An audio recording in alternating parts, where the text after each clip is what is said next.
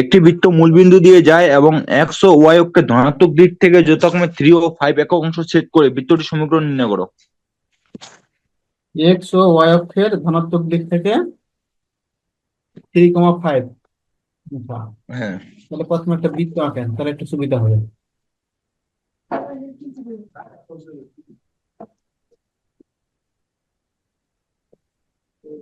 X অক্ষ,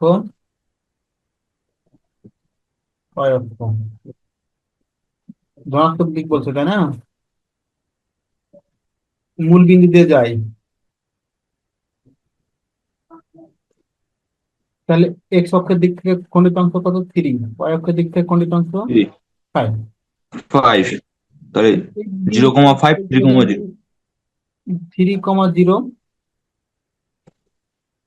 এটাকে বলতে পারি কত বলেন তো?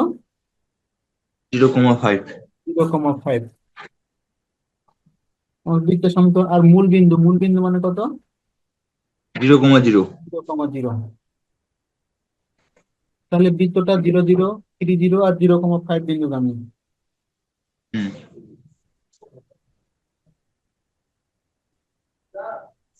আপনি মূল বিন্দুগামী বৃত্ত, মূল বিন্দুগামী বৃত্ত তার মানে সি সমান 0, তাই না? হুম। আর আপনি প্রথমে ধরে নিতে পারেন, ধরি মূল বিন্দুগামী বৃত্তের সমীকরণ, মূল বিন্দুগামী বৃত্তের সমীকরণ x square plus y square যোগ 2gx plus 2xy plus C দেওয়ার দরকার নাই, আর যেহেতু মূল বিন্দুগামী প্রথমে বলে দিচ্ছি 2gx plus 2xy equal to হচ্ছে 0। ঠিক আছে? হুম। হ্যাঁ, এটা দেবেন 1।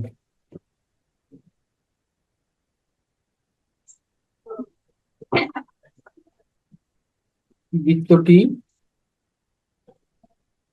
3,0 ও 0,5 বিন্দুগামী।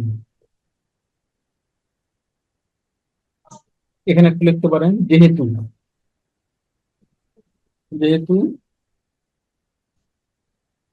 এক্স ও ওয়াই অক্ষ হতে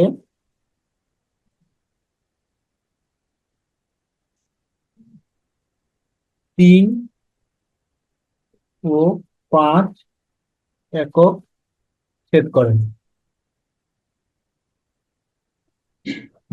দেখছেন একটু? হুম। আচ্ছা, তাহলে প্রথমে 3,0 বসাই। তাহলে 3,0 বসালে কত হচ্ছে? 9। 3,0 তাহলে হচ্ছে 9 প্লাস 9 দুগুণে 18 এক্স 18। জি হ্যাঁ। 6g ইকুয়াল হ্যাঁ, 0, 6। বা জি সমান জি ইকুয়াল টু -9/6 -3/2। আবার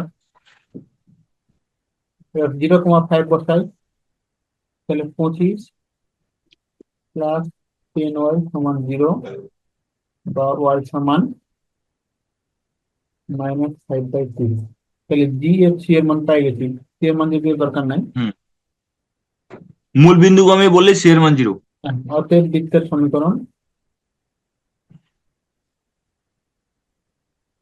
অতএব বৃত্তের সমীকরণ কত? X square plus y square, G এর মান তাহলে হচ্ছে যেহেতু 3/2, তাহলে হচ্ছে মাইনাস, জি এর মান 3/2, 2 কাটা 3x -5y ইকুয়াল 0। এটা অ্যান্সার।